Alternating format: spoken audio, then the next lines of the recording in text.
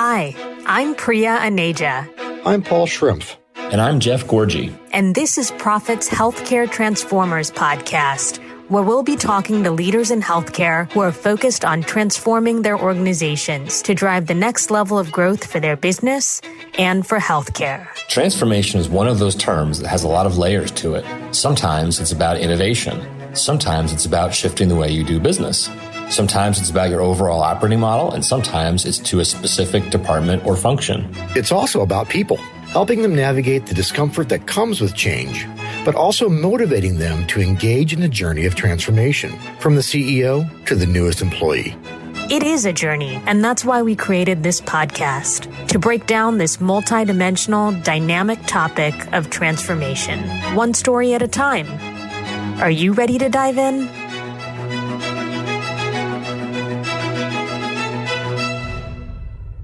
Hi, I'm Paul Schrimpf, your host for this episode. Today we have Michelle Lockyer, an experienced healthcare professional and strategy leader. Michelle, welcome. Well, thank you for having me. Yeah, well, to kick things off, you've had quite a career in healthcare. You've had different jobs, different companies, different countries. What drew you to the space and what excites you about the future? Oh, well, I guess that goes back to even just how you described me. I'm a portfolio and strategy leader, which to me, that really means it's all about bringing people together to find their shared purpose, to figure out the different paths to getting to that purpose, their vision that excites them, and deciding on it. You know, what are we going to do? What are we not going to do? And then let's execute on it. So for me, that is what I do. That's what excites me. And yeah, I've had a bit of a journey to get myself into that. Yeah. And can you talk more about kind of the early days? I always love to compare and contrast about the world we're living in now.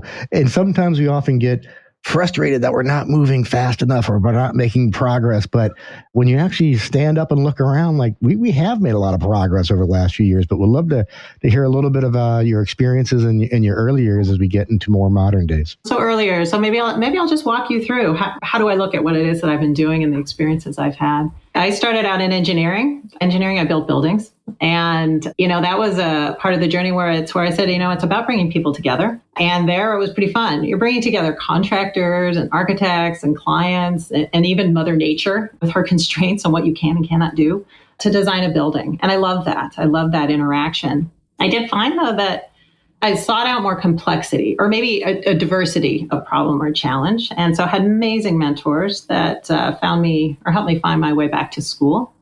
And after getting a business degree, ended up at Deloitte Consulting, which you end up with any number of problems as a consultant that you get to tackle. Mm-hmm. So I love that. And you get to travel around the world and play in different industries. Mm-hmm. That was where I was doing everything from, working with pet food manufacturers and telecoms to biotechs and medical device companies. It was anybody fast growing or Fortune 500 that was wanting to make a major capital investment. Mm-hmm. And that was a time when there was a boom in the biotech space for sure. And I was there. And I was captivated by the fact that these companies were looking at, yes, what's our purpose? What are some of the options that we have? And how can we execute on them? But they were executing on solutions for people facing just devastating diseases. And that just grabbed me. That just felt like on even a bad day, I will go to work and it will feel good and meaningful. So I jumped ship from the consulting and into one of my clients' hands. That was Genentech, and spent a number of years with them, starting out in their operations, their supply chain, when Avastin, Rituxan, and Herceptin were booming. And that was really a complex situation to figure out how are you going to produce all that. And realized so quickly that bulk fill and pack is fascinating. I was, though, really tuning into the medicine. So I ended up in a CMC team lead position. That's chemistry, manufacturing, and controls. Mm-hmm. That introduced me then finally to the whole totality of the development portfolio at Genentech and then Roche. Right. And there was an opportunity in the portfolio group that was just budding. I then spent a number of years really shaping and helping to build that group. And then ultimately I took over the group and I became the global head. And it was at that point that we really wanted to set a strategy, bring all the pieces, I think, together and set a clear direction for this whole host of opportunities that we had. They sent me off to Basel. And when I came back, we did have that clarity of direction. And I yet again found myself at a point in my career where I was looking for that next messy problem. And then at the beginning of this year, those things came to a close. And it was where I finally did decide it's time for me to see how can I take all the gifts of what I've learned and apply that more broadly to the healthcare industry. You've gone through some really major chapters of the industry. We weren't using the term transformation way back then, but we are now. But would love to have you look back and think about all the different myths and realities that come with transformation, what you were expecting, what you had to navigate. You've mentioned people a number of times. Would love to kind of better understand the levers that you pulled and the things that you learned on a number of different transformation stages that you've gone through. Absolutely. Well, I'll go back to actually, Paul, where you said it too, where there's so much that has evolved and shifted from the biotechs and the big pharmas and coming in and really in setting the direction for the portfolios.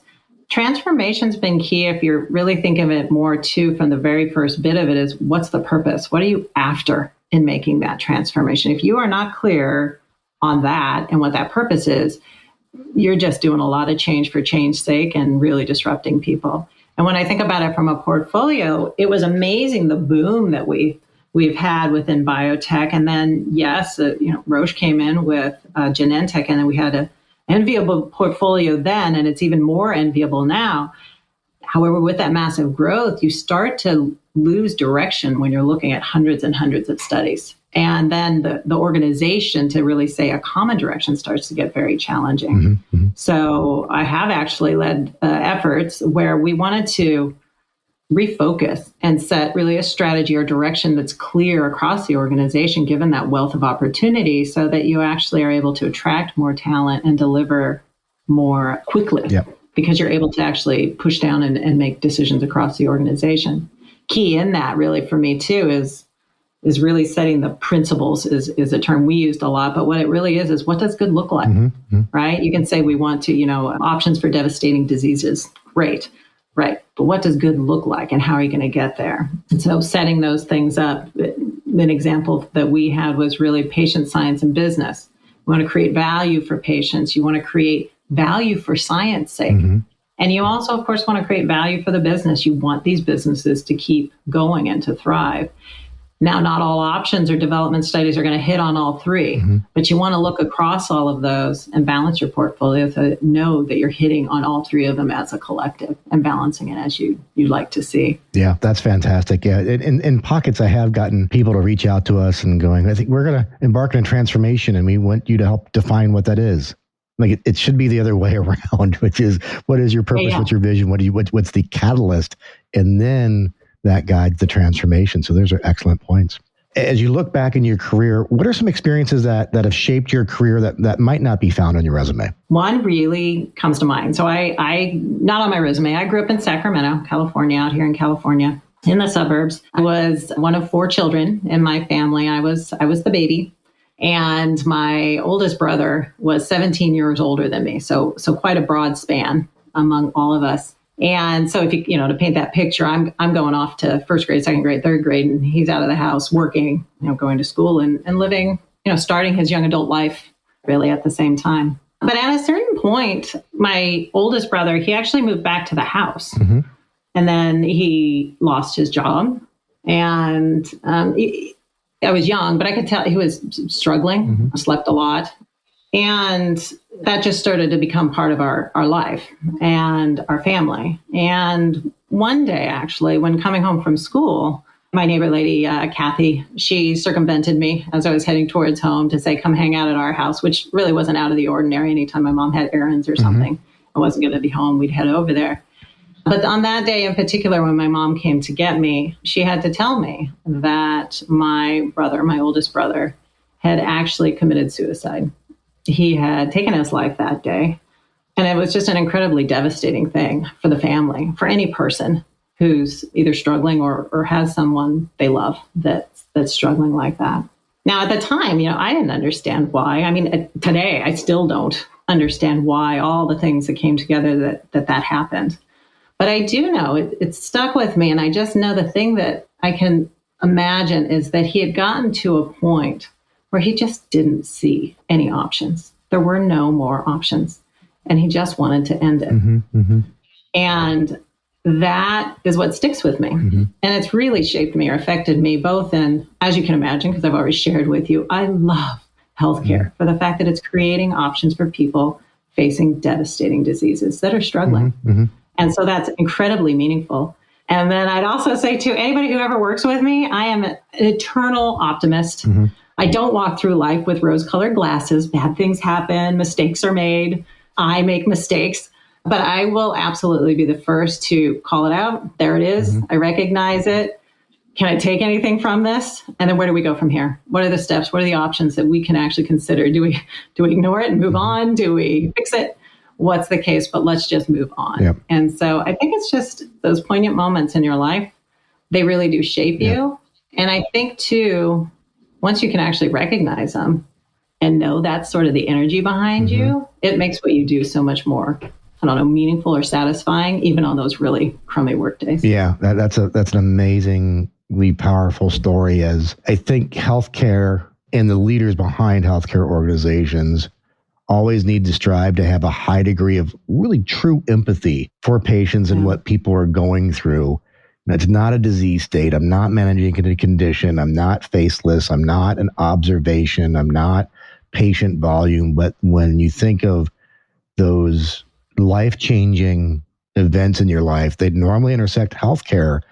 There's a lot of dimensionality to that. And it's more than just a condition or a person or an observation, because it can be very powerful. That resonates. I was lucky enough to join a group of people that were really looking at, going beyond the medicine. And one thing that they emphasized in speaking with patient groups, the ones that they had spoken to, is even that referring broadly patient disconnects a bit with the fact that these are people with lives. It's the disease doesn't define them. They have families and spouses and children and running to soccer games and stuff.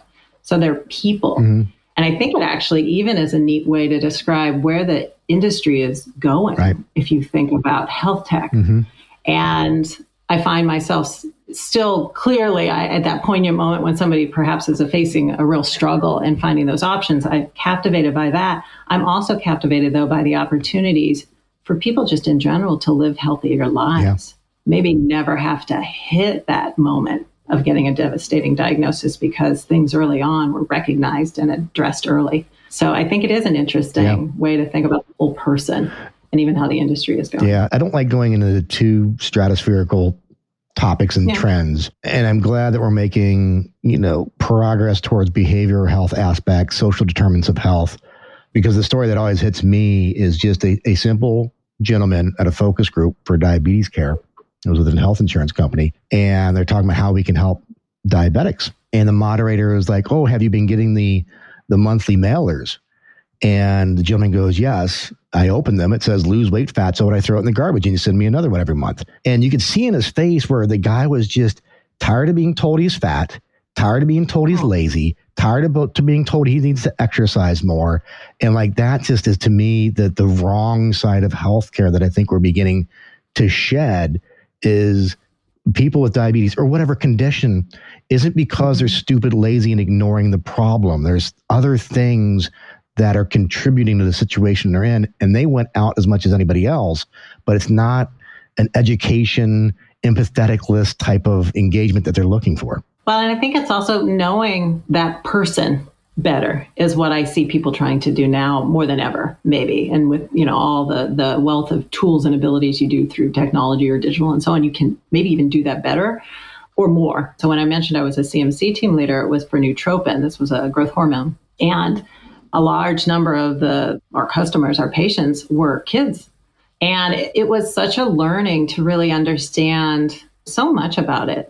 So much about the aspects of how to have a child who is taking growth hormone, whether from a caretaker who doesn't want to be switching because this is your child, you don't want to change the drug that you've been giving your child, or from the child's perspective, who had to carry around a big cooler if they were going anywhere. And that's pretty embarrassing for anybody who's got a child in the teen years.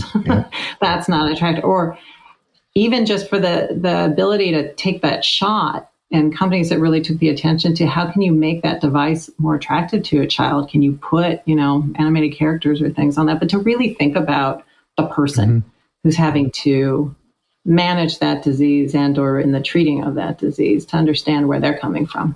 Yeah, those are excellent points. And on that topic of generating behavior change, we've been talking a little bit about that with around patients, but even as we think about the experiences that you've had with your teams, trying to get established organizations to do something different, what are some of those lessons learned that I'm sure other listeners and healthcare executives that listen to this podcast are dying to hear, where they've got a team pointed in the left direction and they need to go right?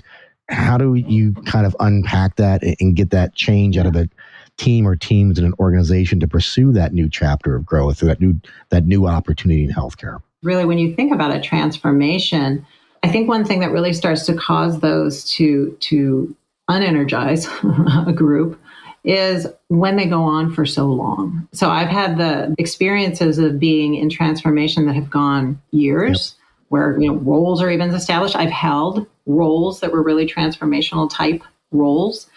And then I've also been blessed to be a part of transformations that were 6 months. We're going to get in, we're going to get out, and we're going to let business continue on for a bit. And I guess I can't emphasize enough that as I move forward and I look at any future transformations, we need to really look at them as a trigger for an evolution. They are not linear, beginning, end, and it's over. It's a trigger. It's a moment where you can come in, you can find that focus, find the purpose, get people aligned on the direction and changes you want to make, get those into the organizations, and then step back a bit and let the organization absorb a bit of that.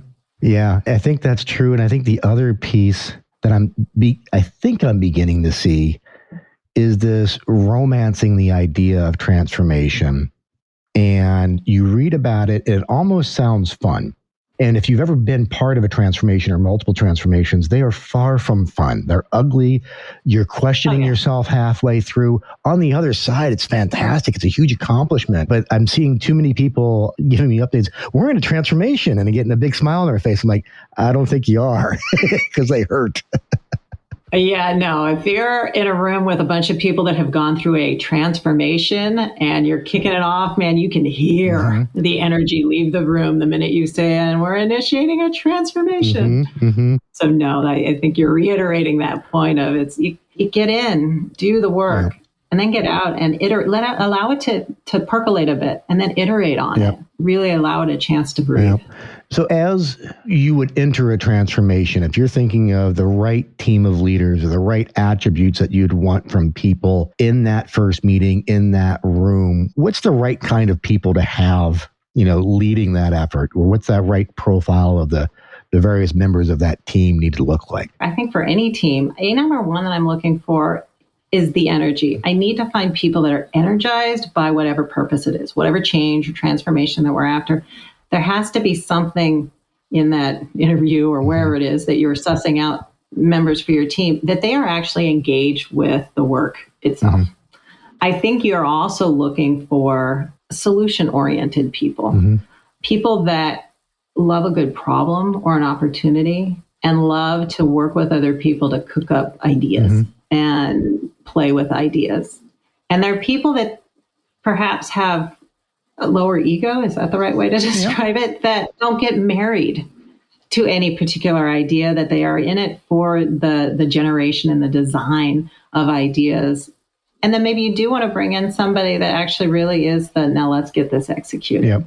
Because I can't tell you how amazing it is to have someone that will balance out all those great ideas, designers, thinkers, with someone who also keeps us on task, that actually makes us move through and stick with where I said a clear timing, beginning, end, get in, get out, that allows that to happen. Yeah, no, those are great points. And you mentioned earlier, it's a little bit iterative, move and then kind of pop up and make sure that things are moving in the right direction. But in that first step, if you were to step into a new effort, what would be kind of that 90-day plan, or what kind of signals, what are those things that you're looking to observe early on in a transformation, saying, I think we're getting out on the right foot, or we may have left in the wrong direction?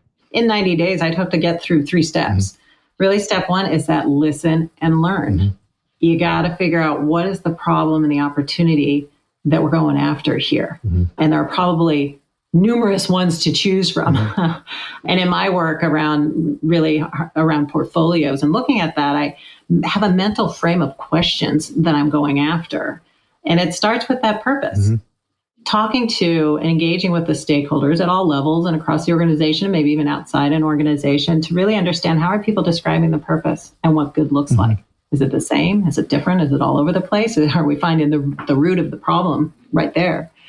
And then I really want to understand, too, the people. Do people feel like we have the people we need to get to this vision? So let's say we have a clear purpose and an opportunity ahead of us, but maybe we need different talent. Maybe there's challenges in the people connecting. Do you all have a clear understanding of even the work that's happening? Are people siloed? Are they only seeing a little bit of it? Or are you able to see the whole of the picture of all of the development studies or activities that are happening? How is decision making happening? Is it clear who the decision makers are? Are there many of them? Is there just one? Is there a bottleneck? How is that happening? And then finally, too, how are you executing on whatever it is that your purpose is and what you're trying to deliver? But it's that whole circle with the purpose in the middle to really understand the people, the decision making, what you have to make decisions on and actually executing. If you explore all of those in your first step, you're going to really surface the opportunities and the problems that you could go after in this transformation.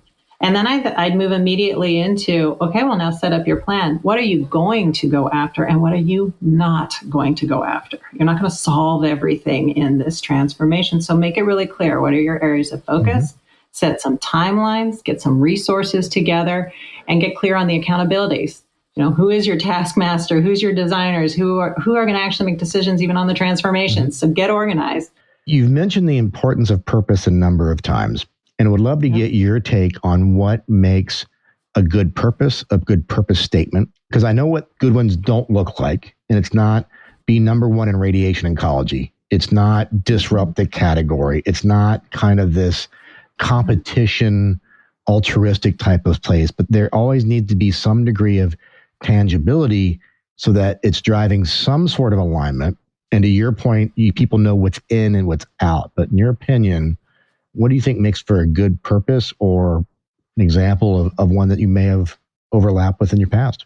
Well, I'm going to say for what makes a good purpose for me is it's going to be more outcome oriented. What do you want the future to look like?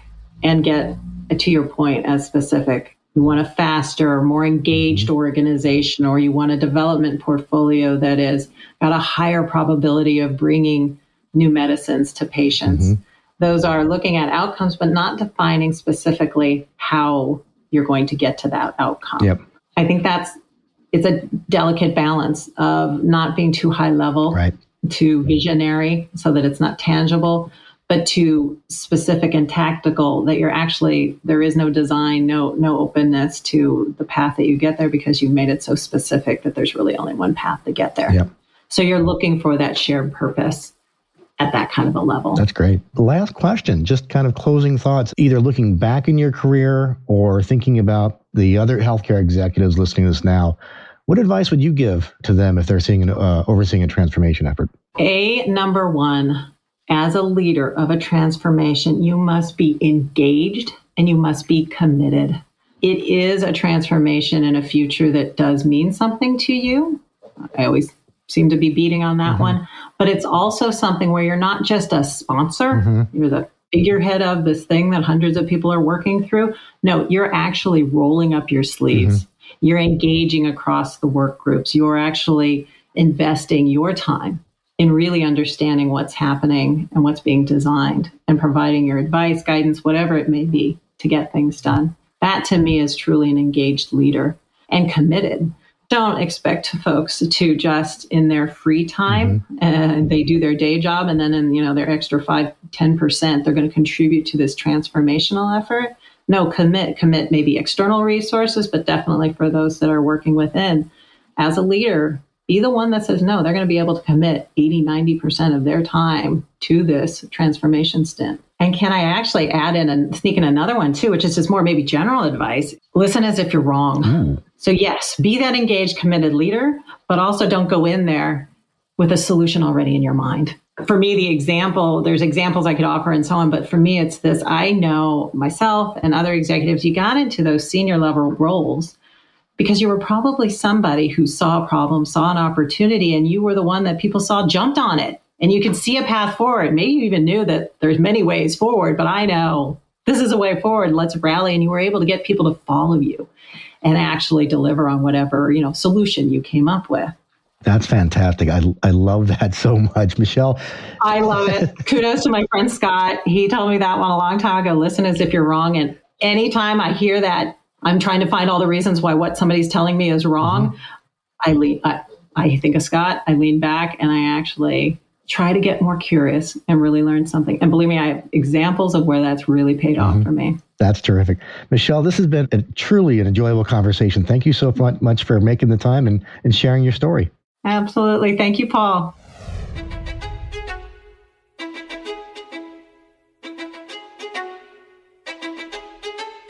Thank you for listening to Prophet's Healthcare Transformers podcast. This podcast is produced by Jared Johnson and his wonderful team at Shift Forward Health. And a big thank you to our hosts, Priya and Asia, Paul Schrimpf, and Jeff Gorgie. If you liked today's episode, you can find more great content like this at prophet.com/thinking. I'm Anna Kuno, the senior editor of this podcast. Thank you for listening.